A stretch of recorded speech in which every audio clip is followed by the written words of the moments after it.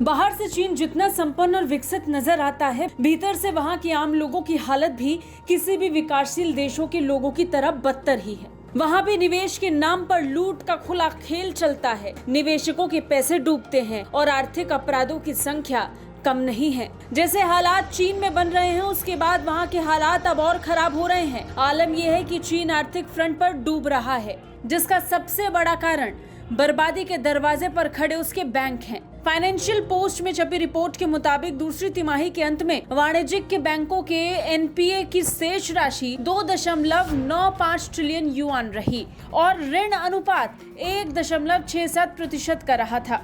कई चीनी नागरिक बंधक ऋण चुकाने का बहिष्कार कर रहे हैं। ऐसा इसलिए है क्योंकि उन्हें समय पर उनके घर नहीं मिले। आवास संकट के पीछे प्राथमिक कारण ये है कि घर खरीदारों को भरोसा नहीं कि उनकी आवास इकाइयां पूरी हो जाएंगी।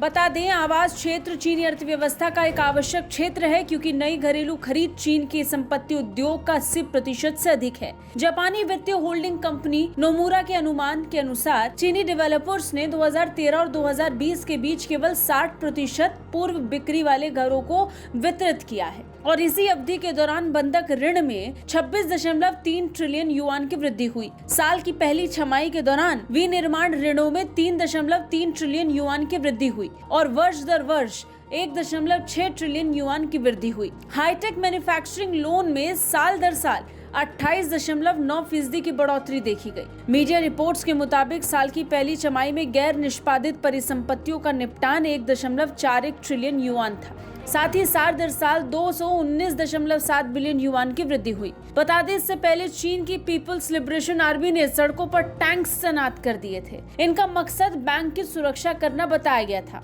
हिनान बैंक के बाहर हुए प्रदर्शन और लोगों के विरोध को शांत करने के लिए प्रांतीय वित्तीय पर्यवेक्षण ब्यूरो ने एक नोटिस भी जारी किया था, जिसमें कहा गया था कि वो हाल के बैंकिंग घोटाले के पीड़ितों को उनका पैसा जरूर चुकाएंगे। स्थानीय मीडिया के अनुसार जिन लोगों ने 50,000 युआन तक जमा किया था, उन्हें चुका दिया गया है और अब 1 लाख तक जमा करने वाले लोगों को चुकाया जा रहा है। चीनी पीपल्स लिबरेशन आर्मी के टैंक बैंकों यानी रिझाओ शेडोंग प्रांत की रक्षा के लिए सड़कों पर थे। खैर, जैसी करनी वैसी भरनी कहावत तो आपने सुनी ही होगी, लेकिन अब ये चीन पर फिर बैठ रही है क्योंकि चीन ने दुनिया के अलग अलग देशों के साथ ठगी की, ये तो सब जानते हैं। लेकिन इस बार इसका शिकार कोई और नहीं बल्कि खुद चीनी लोग हुए हैं, जिसका गुस्सा अब नजर आ रहा है।